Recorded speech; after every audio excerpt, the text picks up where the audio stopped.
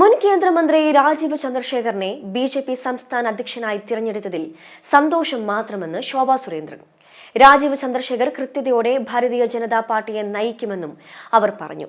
നാമനിർദ്ദേശ സമർപ്പണ ചടങ്ങിലും യോഗത്തിലും പങ്കെടുക്കാൻ വൈകിയെത്തിയത് കാർ കിട്ടാത്തതുകൊണ്ടാണെന്നും തന്നെ ലക്ഷ്യമിട്ട് വാസ്തവ വിരുദ്ധമായ കാര്യങ്ങൾ പറഞ്ഞ് പ്രചരിപ്പിക്കുന്ന ചിലരെ തനിക്കറിയാമെന്നും ശോഭാ സുരേന്ദ്രൻ പറഞ്ഞു. പാർട്ടിയുടെ പുതിയ നേതൃത്വത്തെക്കുറിച്ച് മാധ്യമങ്ങളോട് സംസാരിക്കുകയായിരുന്നു ശോഭാ സുരേന്ദ്രൻ. വളരെ സന്തോഷത്തോടുകൂടിയാണ് കാണുന്നത്.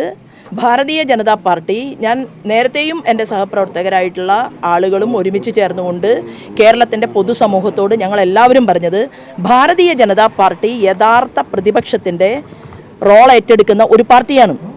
മയക്കുമരുന്ന് മാഫിയക്കെതിരെ പോലും ഒരു പ്രതികരണമോ സമരമോ നടത്താൻ സാധിക്കാത്ത ഒരു പ്രതിപക്ഷം കോൺഗ്രസിൻ്റെ നേതൃത്വത്തിൽ കേരളത്തിലുണ്ട്.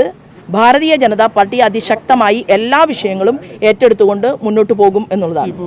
താങ്കളെ പോലെ അല്ലെങ്കിൽ മറ്റു ബിജെപിയുടെ കേരളത്തിലെ നേതാക്കളെ പോലെ സജീവമായി കേരള രാഷ്ട്രീയത്തിൽ നിൽക്കുന്ന ആളല്ല രാജീവ് ചന്ദ്രശേഖർ. തദ്ദേശ തെരഞ്ഞെടുപ്പ് വരുന്നു, നിയമസഭാ തെരഞ്ഞെടുപ്പ് വരുന്നു. എങ്ങനെ ഈ നേതൃത്വത്തിന് അതിന് ഒരു തടസ്സങ്ങളില്ലാതെ നേരിടാൻ പറ്റുമോ? അല്ല, അദ്ദേഹം പുതിയ ആളാണോ? അദ്ദേഹം ഒരു കേന്ദ്രമന്ത്രിയായിരുന്നിട്ടുണ്ട്. അദ്ദേഹത്തിൻ്റെ കൃത്യമായിട്ടുള്ള പ്രവർത്തനങ്ങൾ ആ സമയത്ത് കേന്ദ്ര ഗവൺമെൻറ്റുമായി ബന്ധപ്പെട്ടുകൊണ്ട് അദ്ദേഹം പ്രവർത്തിച്ച് തെളിയിച്ച് കാണിച്ചിട്ടുണ്ട്.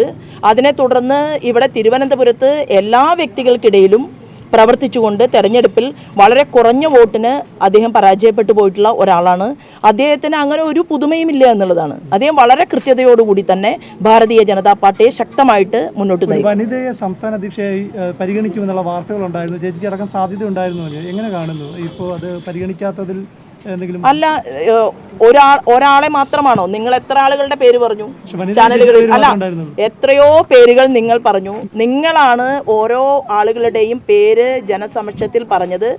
അതിനുശേഷം കൃത്യമായി അഖിലേന്ത്യാ നേതൃത്വത്തിൻ്റെ ഭാഗത്ത് നിന്ന് സംസ്ഥാന പ്രസിഡന്റിനെ, അതുപോലെ തന്നെ ഞങ്ങളെല്ലാവരും കോർ കമ്മിറ്റി ചേർന്നിരുന്നു കൊണ്ട് സംസ്ഥാന പ്രസിഡന്റ് അദ്ദേഹം നോമിനേഷൻ സമർപ്പിച്ചു. നമുക്ക് എല്ലാവർക്കും ഒരുമിച്ച് സന്തോഷത്തോട് കൂടിയിട്ട് അതിനെ വരവേൽക്കുകയല്ലേ വേണ്ടത്.